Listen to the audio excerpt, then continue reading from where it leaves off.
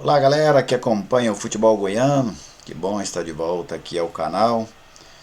Para quem acompanha minhas outras redes sociais, como Twitter, Gerliezer, ou Facebook, que é o meu nome, Gerliezer Paulo, eu comuniquei lá, né, que nessa semana eu não estava gravando os vídeos devido a uma forte infecção de garganta, estava me deixando até com dificuldade de falar.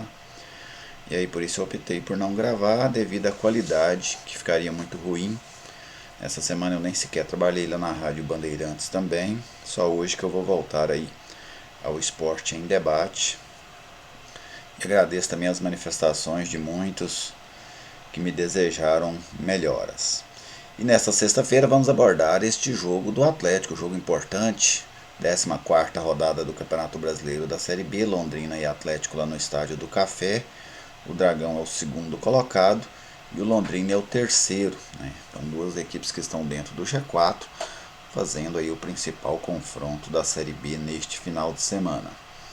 E como você já acompanha aqui no canal, antes da gente entrar no jogo de hoje, vamos falar da história deste confronto. Foram poucos jogos, apenas 6, com 2 vitórias do Londrina, 1 vitória do Atlético e 3 empates. Este é o retrospecto geral entre as duas equipes. Lá em Londrina, somente nos jogos disputados lá em Londrina, foram 3 jogos com 1 vitória para cada lado e 1 empate. O primeiro jogo entre eles foi em agosto de 1998 pela Série B. O Atlético empatou com o Londrina por 1-1 no Estádio Olímpico, o velho Estádio Olímpico. E no último jogo entre eles, o Londrina venceu o Atlético por 4-1 lá no Estádio do Café. Uma goleada, né, lá no Estádio do Café, uma goleada aí improvável no ano passado. O Atlético vinha num bom momento e acabou perdendo este jogo lá. A única vitória do Atlético sobre o Londrina foi em 2016, na 35ª rodada da Série B. O Atlético venceu o Londrina lá por 3-2 e foi uma vitória importante porque praticamente deu ao Atlético todas as possibilidades de conquistar o título da Série B. Naquele dia o técnico Marcelo Cabo colocou o Atlético em campo com Clever, Matheus Ribeiro, Marlon, Ricardo Silva e Romário, Pedro Bambu, Michel e Magno Cruz e Jorginho, que saiu para a entrada do Bruno Barra, o Gilcinho, que foi substituído pelo Kaique, e o Júnior Viçosa, que deu lugar ao Luiz Fernando. Os gols atleticanos foram 2 do Júnior Viçosa e 1 do Luiz Fernando. Everton, Senna e Germano descontaram para a equipe paranaense nesta que foi a única vitória do Atlético sobre o Londrina.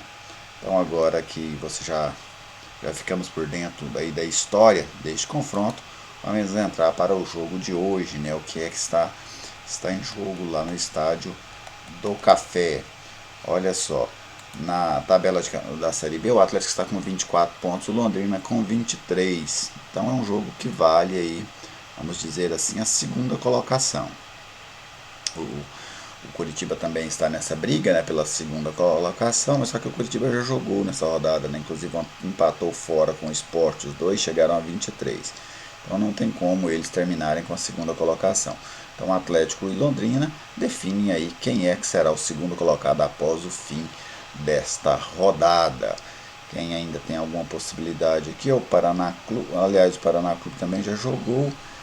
Então, não, o Paraná ainda não jogou nessa rodada. O Paraná pode sim, não é fácil devido ao saldo de gols, mas ainda pode alcançar esta segunda colocação. Mas a tendência é que Atlético ou Londrina terminem essa rodada na segunda colocação. E mais do que isso, né, vale a pena garantir-se no G4, né, que é muito importante nesse momento, somar mais 3 pontos para quem vencer. E o Atlético, eu penso que está muito forte para este jogo de hoje. O Atlético deve tomar alguns cuidados com a equipe do Londrina, porque o Londrina tem se mostrado um time muito competente. O Londrina não está entre os principais ataques, o time é apenas o sétimo ataque com 16 gols, não está entre as principais defesas, tomou 12 gols, mas foi uma equipe que quase sempre que marcou, ele venceu os seus jogos, né? Então um time muito regular. dentro do Estádio do Café, perdeu apenas um jogo nesta Série B, que foi para a Ponte Preta, e lá conseguiu vencer bons adversários. O Atlético hoje é um bom adversário do Londrina, um time que faz uma campanha muito boa, só que o Londrina conseguiu vencer outras duas equipes que estavam nesta mesma condição, jogando como mandante. Ele ganhou do Bragantino, que é o líder da competição, e na última rodada ganhou o clássico regional contra o Paraná. Então o Atlético deve tomar todos os cuidados com essa equipe londrina. O time do técnico alemão é um time que joga sem a bola. É uma equipe que vive muito, praticamente, de explorar contra-ataques. Não é um time que propõe o jogo. Tanto é que o Londrina tem a pior média de posse de bola neste Campeonato Brasileiro da Série B, com apenas 46%. Então é um time que deixa o adversário com a bola. Não é problema. Hoje será muito natural se o Atlético for a equipe que tiver mais posse de bola. O Atlético que também tem uma característica muito parecida com essa do Londrina. Nós temos hoje um encontro do time de pior média de posse de bola, que é o Londrina, contra o time que é o 18º em posse de bola, que é o Atlético. Então são duas equipes que trabalham muito no contra-ataque, deixam o adversário com a bola e exploram o contra-ataque. Vamos ver como é que vai ser esse encaixe hoje, né, de duas equipes com essa mesma característica. Quem é que vai ser mais fiel à sua característica de jogar principalmente nos contra-ataques. Londrina tem um ataque perigoso. É um setor que merece muito cuidado por parte da equipe do Atlético. Vamos até aproveitar e apresentar aqui o provável time do Londrina para hoje. Londrina tem ali o Matheus Albino, Raí Ramos, Marcondes, tem uma dúvida entre Augusto e Silvio na quarta zaga, e o Breno. O Breno é aquele lateral esquerdo que jogou aqui no Goiás. O Germano, o Bruno Paulista, que vai substituir o Anderson Leite, volante que jogou pelo Atlético, e o Igor Leite, que já teve uma passagem rápida aqui pelo Goiás. Lá na frente o Alisson Safira, que já vem sendo um dos destaques da equipe há pelo menos uns 2 anos.